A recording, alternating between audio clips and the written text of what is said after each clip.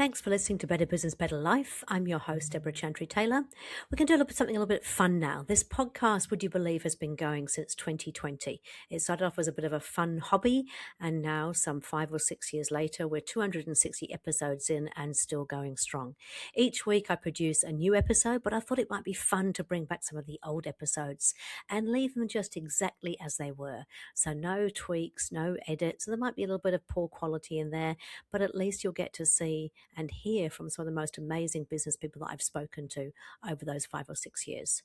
I really hope you enjoy the episodes, and don't forget, if you ever need any help, just reach out to me. I'm only an email away, deborah@businessaction.com.au or deborah@businessaction.co.nz. Better Business, Better Life, here to help.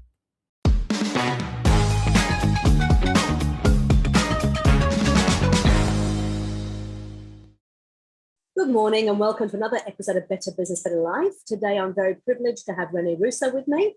Renee is a Certified EOS Implementer based out of Canada, and really great to have you on with us this morning. Thanks for having me here. Oh, absolute pleasure. Hey Renee, I'd love to get a little bit of a sense of who you are and what you've sort of become on your journey throughout life and business. So would you mind sharing with us your story so far and perhaps a professional and personal best like we like to do in the EOS? Absolutely. Well, I grew up in Melbourne, Australia, in a very humble, hardworking, middle-class family. My parents had a couple of jobs, providing opportunities for my brother and I. And so early on, I learned the importance of hard work and discipline. I happened to be good at numbers at school, and the teachers said, you should become an accountant. And because my parents had not finished high school, I really didn't understand what a lot of professions were. And so followed that path and found myself at KPMG, where I began my professional journey. And as I bounced around the firm and worked in and out of businesses, I realized that I loved the inner workings of the business and the people more than I liked the general ledger. So I pursued the path of people and became an HR professional, recruiter, as well as advisor. And in that, started to learn the real power of the human potential in businesses. Around that time, I also married a visionary entrepreneur. He was Canadian born and raised. And so I took a leap of faith and came out to Canada to begin my life with him. And what I realized was that in entrepreneurship, there was very little game plan, and there was not really a known science around how to run a great company. And so I watched my husband put more and more time and energy into the business and get over time less and less back. And something didn't add up. So in a call to universe, my brother gave me a copy of Traction, which gave me tools and disciplines and everything I needed to help stabilize the business, scale it, 30% growth year on year, multiple locations, and actually have a life outside of it. And in that, I realized that if we could do it, anybody could do it. And I discovered that you could become a professional in helping people to transform their business and get everything they want from it. So that's what I do now. Perfect. Okay. And so typical visionary, your husband, would you say? Definitely. Yeah. And so with that, personally coming into my path as an implementer, I started to understand the integrator seat. So personally coming into understanding my role in my marriage and in my family and how I could capitalize on a lot of my natural abilities to be, a great mother to my family was very enlightening for me and a real highlight in my path. I didn't see myself necessarily as a parent or having children. And then when I came into that opportunity to have 3 beautiful children, I came to understand my role as the glue in my family, the one who makes sure that we're acting in the greater good. So that was a real highlight for me, becoming a parent and coming into myself on a personal level. And in and around that time, I also started to unlock some superpowers professionally. And so re-entering the workforce after many years home with my children would have to be my professional highlight. So motherhood and then coming out of that into the professional world was my professional highlight for sure. So I'm very, very lucky to have had opportunities to experience both. And now juggling the two of them proves to be challenging and continues to be a little bit of a challenge, but rewarding nonetheless. So now with my role as an EOS implementer, I can be the mom I want to be and the professional as well. Cool. Hey, tell me a little bit more about your superpowers. Oh, my high level of empathy and compassion and the ability to see the human in others with forgiveness and kindness. Parenting taught me that. My yoga practice taught me that this was really, I lead from the heart. And I found that it never really fails me. So leading with my heart, seeing the human in others has allowed me to, continue to thrive personally and professionally. And how did you come to uncover that? Because, often people struggle with, they do what they do because they were either told to or they've kind of fallen into it and never really moved on.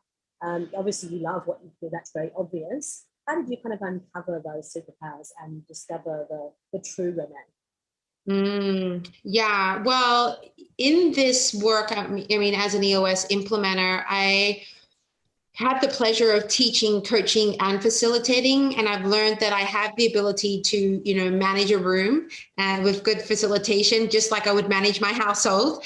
The coaching piece, there's the consistent messaging, helping people see their blind spots, and that just natural, empathetic, maternal side of me allows me to then, take what I observe to, warmly communicating that to people and helping them grow and thrive. And then the teaching part, I feel what I love about the teaching elements of being an EOS implementer is that I learn too. And so I'm simultaneously the student and the teacher in the room, and I love that.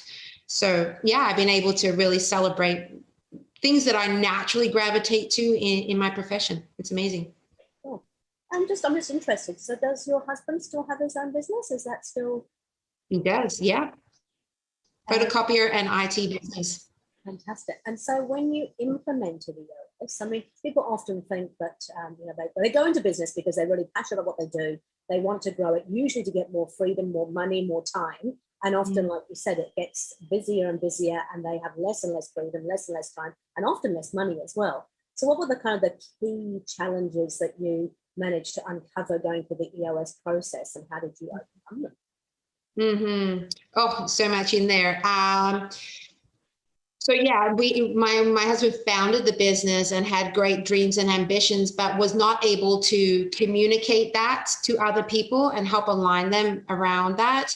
And so what he didn't realize was that so long as the vision was in his head, it was never going to become a reality. And so in this work, I realized that was a challenge, and then this beautiful opportunity with the EOS framework to get very clear on the vision and share it with everybody. So that was really great. And needed, very much needed. And the thing about small business, when you found it, you get very stuck in the day-to-day and you lose perspective on it.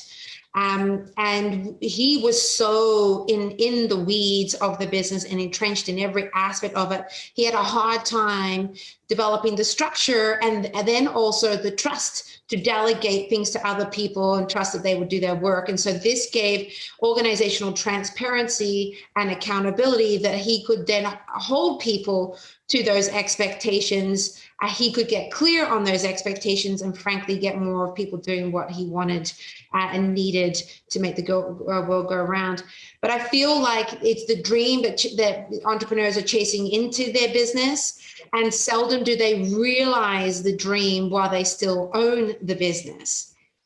And the power of starting to actualize the vision is like a dream coming true. And so you need to be able to share that vision and have the right people to then make it a reality. And I feel that these challenges were not just present in our business, but in every entrepreneurial business that I start working with. And so that's been clarifying that it wasn't just us. We didn't just suck ourselves. We didn't know any better because we didn't have a playbook. And now we do. Awesome. And so you've been implementing now for how long? This coming February will be my 4th year. Excellent. So you obviously work with a number of different clients, no doubt. Do you have a favorite sort of type of industry that you like to work with, or what's your view on? Yeah. There's not, I mean, there are, I mean, home services is one of the industries that I'm fascinated by, you know, your furnace, your plumbing, your central cooling and heating and things like that. That demand continues to increase over time. And so it's a business that has a lot of upside potential. And I'm always curious, though the demand continues to increase, why they don't scale and revolve through those ceilings. And so EOS has helped unlock a lot of that potential and help my home services company get to the next level. Every industry has its, you know, its uniqueness and gift, and that's what keeps me coming back to my work. I work at the moment across 23 different industries with clients. So that means that, and then I've got some depth in the home services, but that means I'm gaining insights into all these different industries, which then I can start to connect the dots and share some of that insight across industries who never thought about, you know, what they could learn. A marketing company could learn from an HVAC company or a plumbing company, or what a construction company could learn from, you know, like a retail store. There's not a lot of cross industry learning that takes place. And so, yeah, that's what I really love about this work. I must admit, I had the same kind of situation when I was at the Ice House. I worked with both startup businesses and established businesses. And what I found was that there were so many learnings that both could take from each other. And so by working across the broad range of, you know, sizes, startup through to established, but also across different industries, gave me a great chance, yeah, as you said, to learn and share with other clients as well, and similar with EOS, yeah. So yeah. Tell me about your best kind of, what do you call it, success story, I guess, with an EOS client.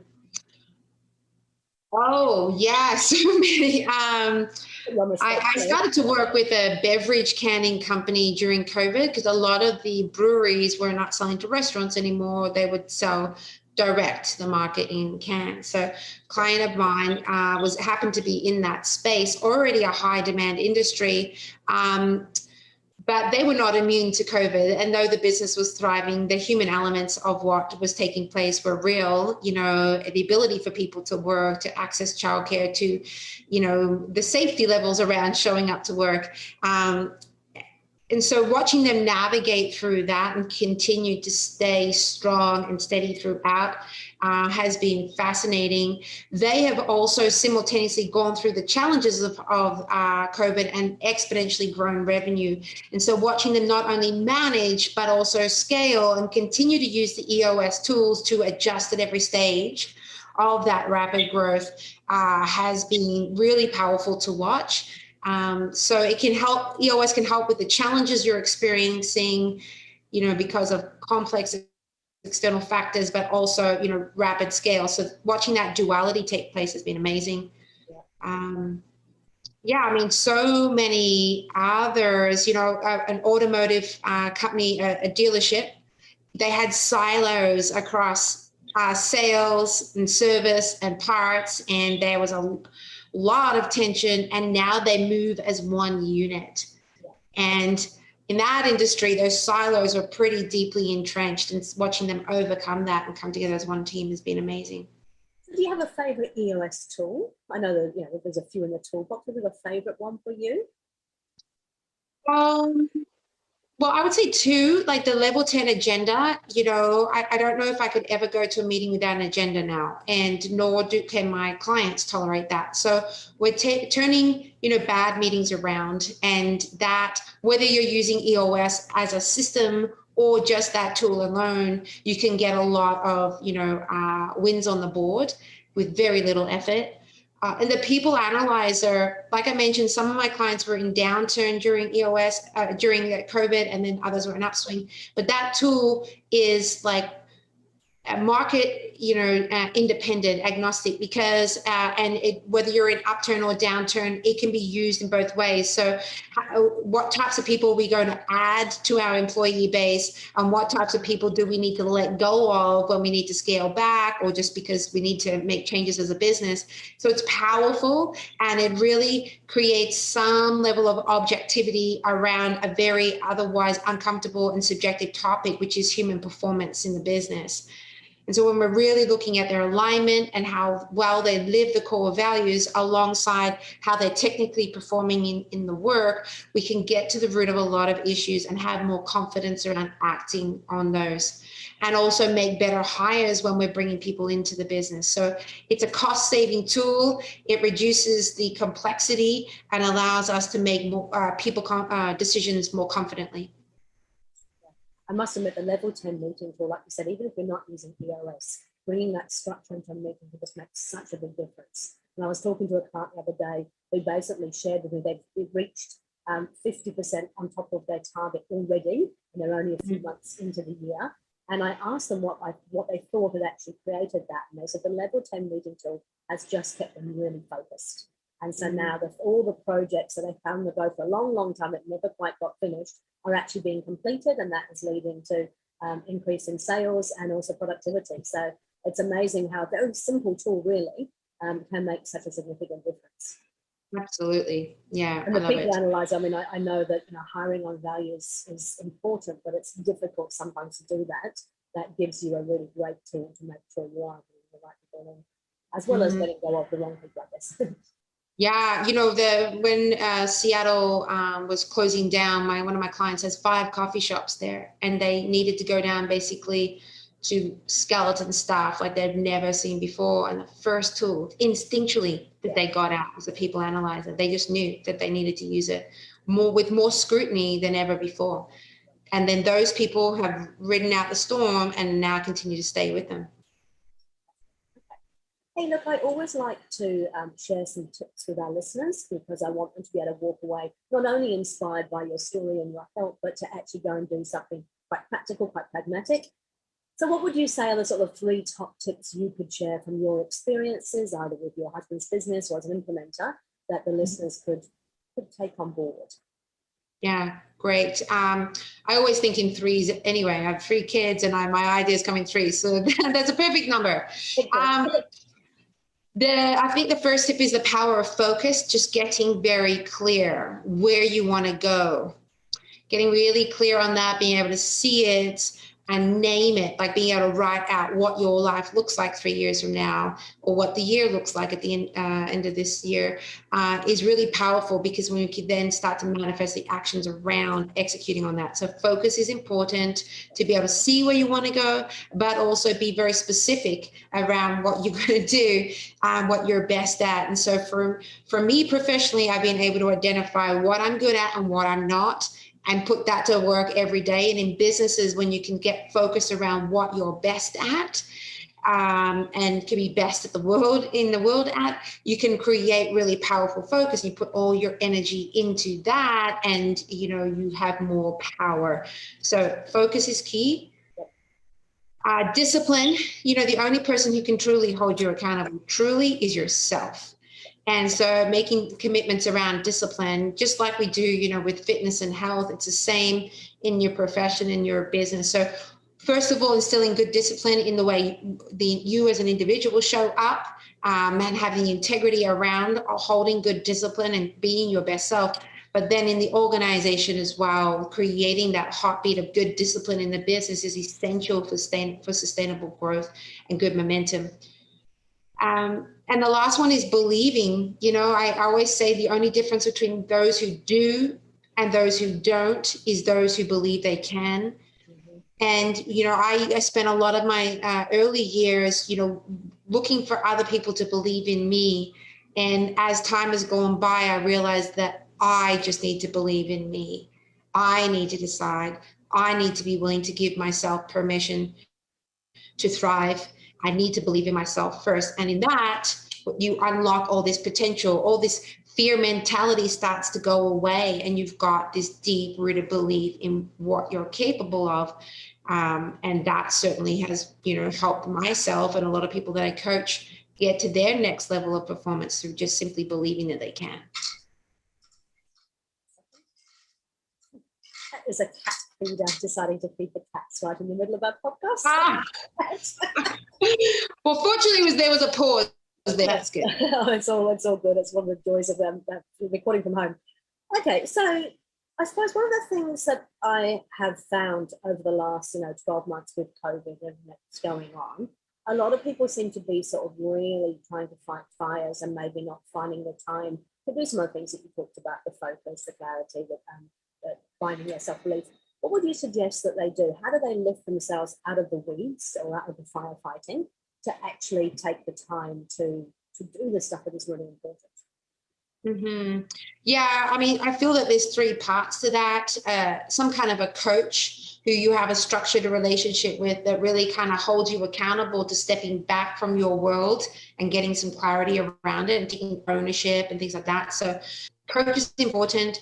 Peer group, you can save yourself a lot of time and effort making the same mistakes that your peers are making when you actually have a structured peer group environment for shared learning. And then you can gain insights that you wouldn't have read in a book or maybe necessarily experience on your own. And then a good system around doing that work, stepping out of the business to work on it. So an operating system that drives a discipline and that instills it in the business is powerful.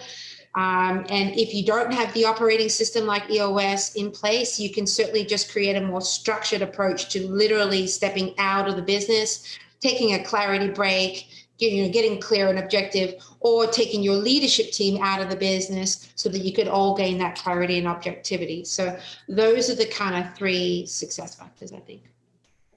So what does this next year hold for you? Well, yeah, I'm really enjoying my work as an EOS Implementer coach. And so I'm taking on a new batch of implementers to coach. So taking my coaching up to a whole new level, which inspires me and keeps me learning. So like the teacher and the student piece there. My practice is strong. There's a little bit of a movement of the tide in with EOS clients every 2 years. And so some of my relationships with the existing clients are starting to come to an end, and I'm taking on some new opportunities. So it keeps me fresh and excited about the future as I start to then, proudly, graduate some clients as well. So a bit of a change. Is that, our whole purpose is not to be there forever. It's to help them get to a point where they can graduate and they can do it by themselves. And that must be a great feeling once you get to that stage with them. Yeah, and more structured free days, planning to take more blocks of time, having the right team in place around me allows me then to step back from my business and have a vacation. So some more structured vacations and a bit more travel. It's been a while. It's been a while, hasn't it? So that's great. Hey, look, so if anybody wants to get in contact with you, I guess around either using you as an EOS implementer or even talking about your coaching, how would they get hold of you, Renee? Well, there's a few means to do that. You could email me directly, and details could be provided after today. You can follow me on my website, which is riseupbc.com. And my social profiles are Renee Russo EOS. So social media, I'm very active and have quite a range of amazing conversations every week in that space. So that's a really quick and easy way to reach out. But then lastly, the EOS Worldwide directory is a really great place, eosworldwide.com. You can find not just me, but the rest of my implementer community, including Deborah, on there. And so a really powerful way to, reach out to us as a community. Hey, look, I really appreciate you taking the time. I'm not quite sure, what time is it over there at the moment? It's 3:30 in the afternoon, the day before you. So yours on Monday. Okay, well, you have a fantastic rest of your Monday. I really appreciate you taking the time to speak to us. And I'll look forward to catching up with you again soon. Awesome. Thank you so much.